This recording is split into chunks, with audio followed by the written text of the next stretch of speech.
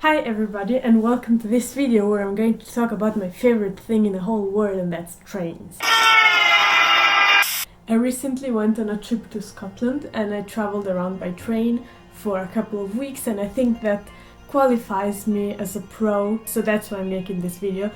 That's a joke, by the way.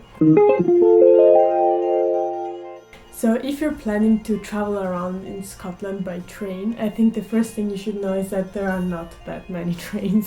So unless you're really a train lover, or you don't have a driver's license like myself, or you want to be environmentally friendly or whatever, I think the best way to travel around Scotland is by car. I would also say by bus, but there are not that many buses either. They go places, but there's not many of them. Well, yeah, so I like the north, so and the mountains and nature and that kind of stuff. So I basically only traveled in the northern part of Scotland above Glasgow. So that's what I'm going to talk about. There's also trains in the south, but who cares about the south? That's a joke. So there are 4 lines that are nice and that I took. If you look up, there's a map somewhere online where they tell you what lines are nice, and there's also the Aberdeen line, but I didn't take that one.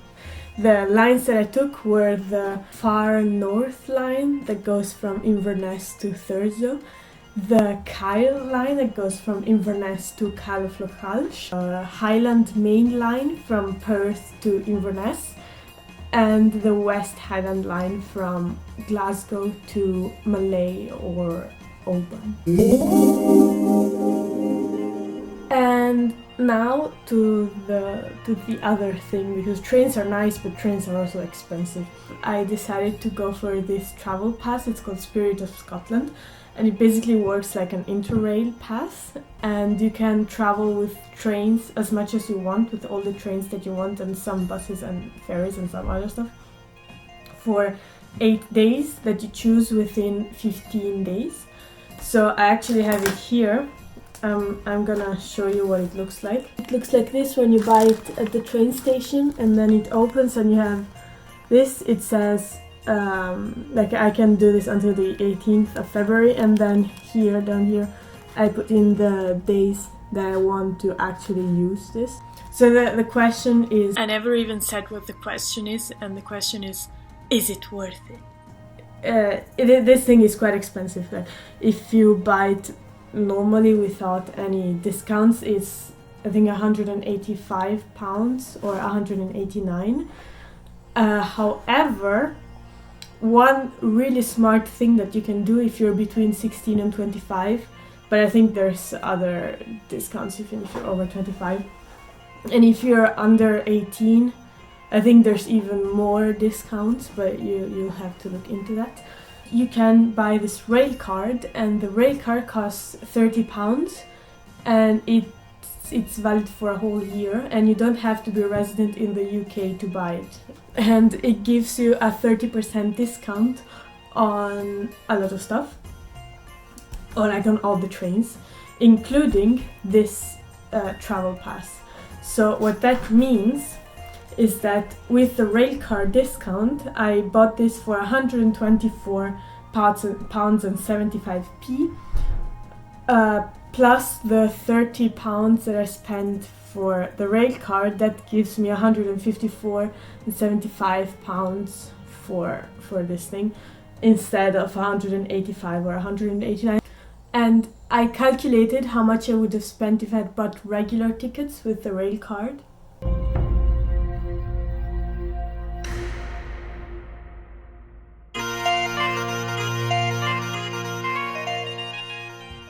I traveled from the 4th of February to the 18th of February.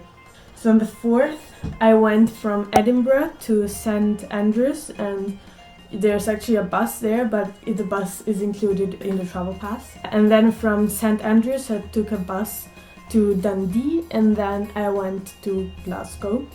And this whole thing would have cost me £35 and 5 pence. On the 6th, I took a train from Glasgow to Aviemore, and then from Aviemore to Dingwall, and that would have cost me £43.90. The next day that I used the travel pass was on the 13th.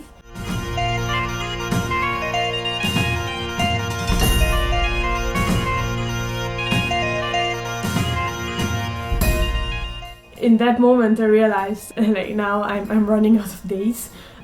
So from the 13th I had to use it every day, which actually annoyed me a little bit. I would have preferred that it was not only for 15 days but for more than that. Also, since I had to use this, I made sure that I took a lot of trains just because I didn't want to waste money. On the 13th I went back to Inverness because I really wanted to take the train from Skye back to Inverness, and that would have cost me £20.90. The day after I wanted to take the Far North line, so I went up to Thurso and then back on the same day, and that would have cost me £17.70.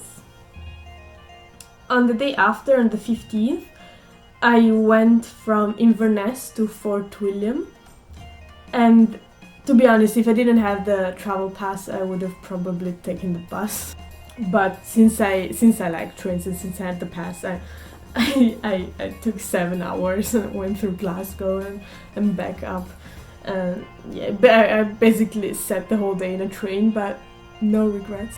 And yeah, that would have cost me £66.75, which is why I would not recommend that you do it if you don't have this travel pass. On the 16th, I went to the Glenfinnan Viaduct, and then instead of going back to Fort William, I took the train until the end station. And again, I would not have done that if I didn't have the travel pass. That would have cost me £19.70. And then the day after, the 17th, I had nothing to do, and if I didn't have the travel pass I would probably not have done this. I took the train from Fort William to Oban, and then the bus back, because that bus is included in the travel pass.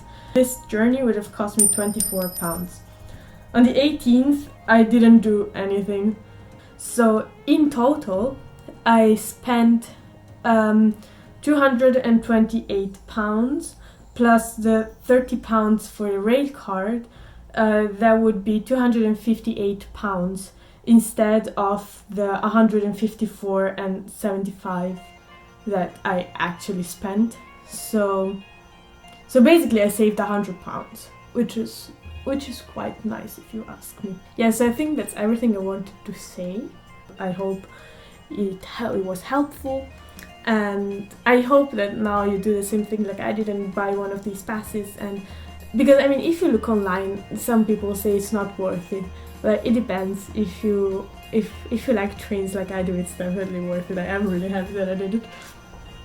So I hope that I convinced you at least a little bit that this is a good idea. Yeah, because I don't know if I mentioned, but Scotland is really beautiful. I had an amazing time just sitting on the trains and listening to music and enjoying the landscape outside. I'm gonna thank you for watching all of this. Bye!